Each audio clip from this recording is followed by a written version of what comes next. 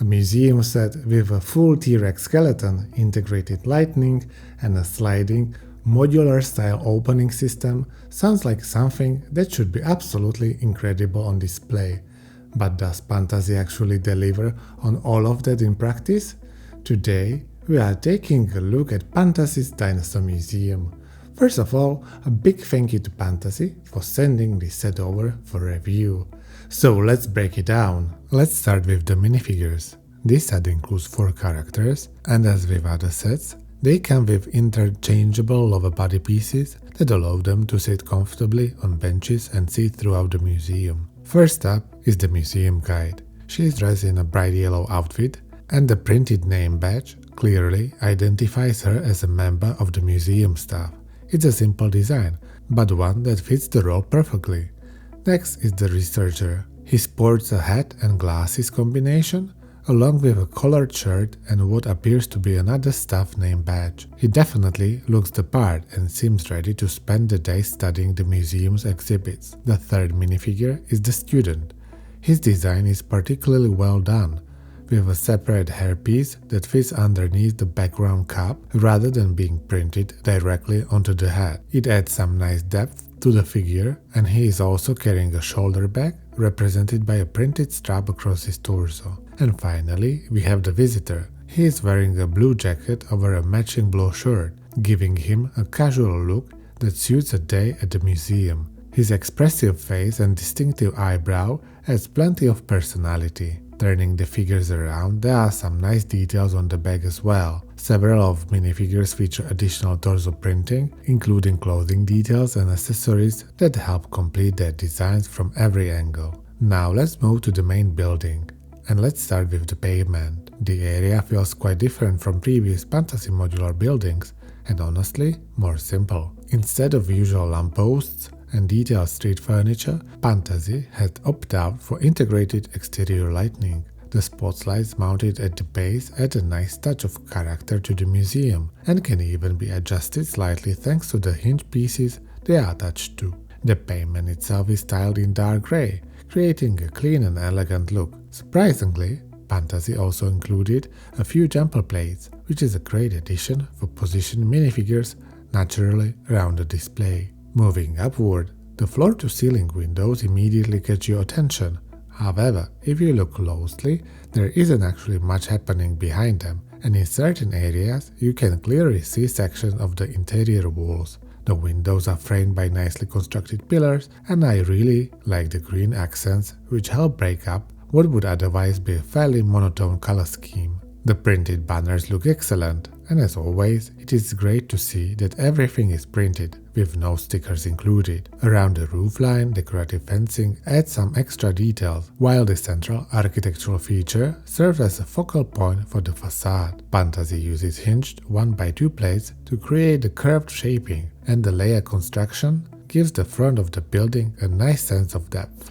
The clock and surrounding details are very well executed, and the soft beige color gives the museum an elegant and refined appearance, without feeling too bright or overwhelming. In fact, it's quite unusual to see such a subtle and restrained facade from Pantasy, as their modular buildings are often far more decorative. Moving to the front entrance, the staircase leads up to a pair of opening doors that provide a glimpse of the dinosaur exhibits inside. That said, I do wish the doors were transparent. From the outside, it's difficult to see within the building, and clear doors would have made the entrance feel much more inviting. The columns flanking the entrance are fairly minimal, but they still look great. The texture brickwork at the base, combined with the green accents and foliage, helps create a welcoming appearance. The overall design appears to be inspired by Corinthian-style columns, which suits the museum theme nicely. The side walls are relatively simple, but I don't see that as a problem. The design remains consistent, featuring large windows and subtle decorative details. The lower windows use solid white elements, while the upper sections feature transparent panes that allow visitors to peek into the exhibits. The building also incorporates hinge sections that allow the walls to open for easier access to the interior. I also appreciate the railings and walkways that continue around the structure. However, if you look closely, there are actually no doors leading onto these walkways, meaning the minifigures technically have no way of accessing them. It's a minor detail, but one that's hard to ignore once you notice it. The lava glass dome is one of the highlights of the exterior. It's almost entirely glazed, providing excellent views into the exhibition space and helping the museum feel more open. And the apodome deserves special mention as well. It certainly looks impressive, but I can't shake the feeling that it resembles a botanical garden or conservatory more than a museum. Maybe that's just me, but what do you think? And the very top of the dome is also quite simple, which helps keep the overall silhouette clean. Looking at the rear of the museum, I would actually argue that it is even more impressive than the front. The massive windows, detailed framing, and dark grey accents create a lot of visual interest. A row of windows running through the middle adds additional texture, and from this side you can really appreciate the interior displays. Unlike the front facade, which hides much of the museum's content, the rear provides a much clearer view of what is happening inside, making it arguably the most visually engaging side of the entire building.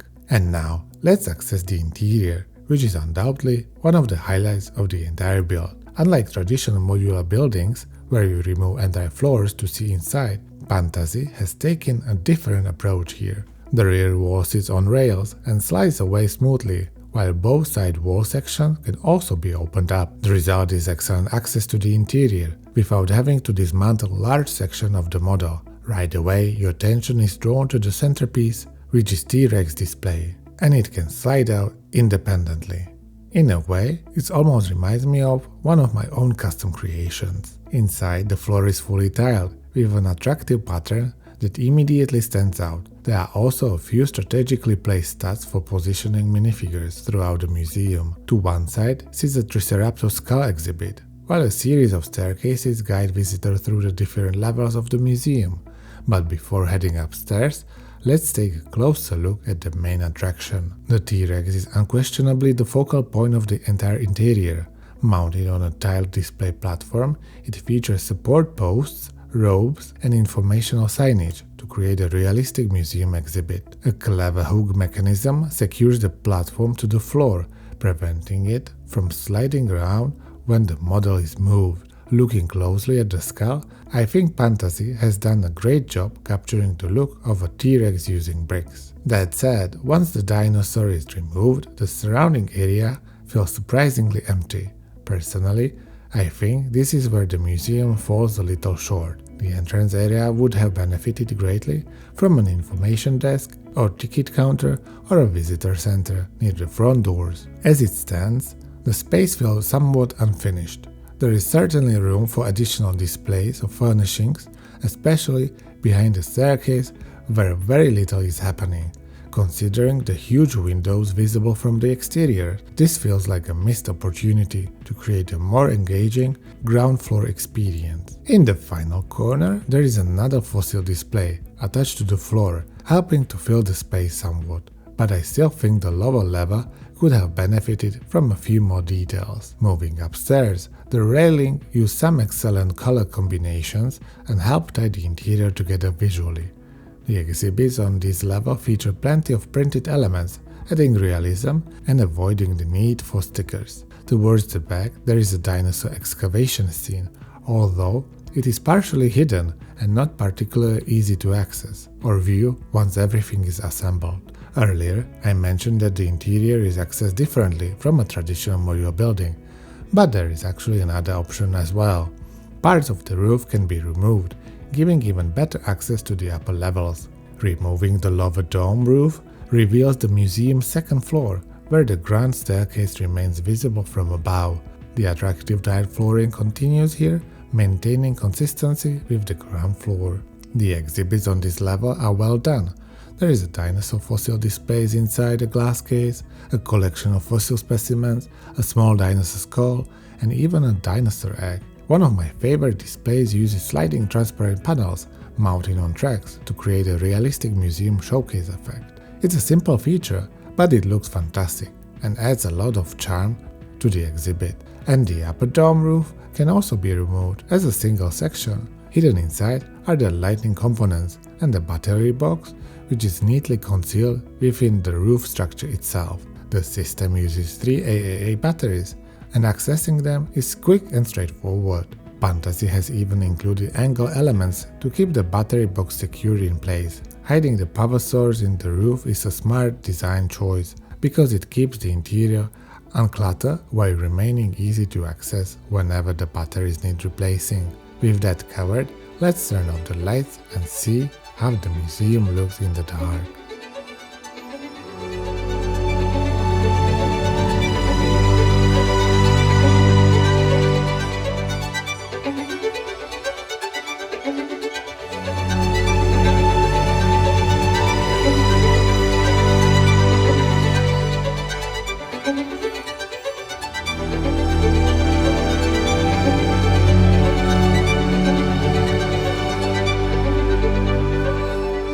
This set, number 8507, the Dinosaur Museum, costs around 170 American dollars or euros, and it contains 3064 pieces, and it includes numerous intricately pad-printed elements, an integrated LED lighting system that really enhances the display, and 4 well-designed minifigures.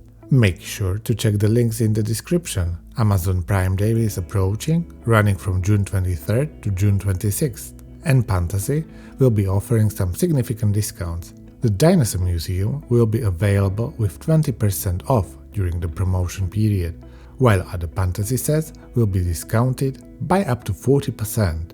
If you have been considering adding a Pantasy set to your collection, this could be a great opportunity. Now back to the set itself. Inside the box, you will find 15 number bags, along with 2 instruction manuals. As always, the instructions are clear, well organized, and easy to follow throughout the build process. That said, I do have one small criticism regarding the construction. When building the upper floor, the instructions specifically advise you to support the floor section from underneath to prevent it from flexing or coming apart. In my opinion, this could have been avoided by incorporating a bit more structural reinforcement below the floor during the design stage. It's not a major issue, but it's one of the few moments where the build feels slightly less robust than the rest of the model. After spending time with this museum, it's slightly different direction for Pantasy's modular lineup. The exterior architecture is elegant and more muted in its color scheme, which some builders will definitely appreciate, and the integrated lighting system is thoughtfully executed. The unique opening design also adds a lot to the experience, and it not only makes the interior easier to explore, but also gives you flexibility in how you want to display the model. You can present it from the front or the back, and in both cases it looks equally impressive. That said, the set isn't perfect. Certain parts of the interior feels a bit underutilized, especially around the entrance area, and the upper dome may remind some people more of a botanical conservatory than a traditional museum. Still, these are relatively minor criticisms in what is otherwise a very enjoyable and distinctive display piece. But what do you think? Does this museum deserve a spot in your city, or would you have made some changes to the design? Let me know in the comments below.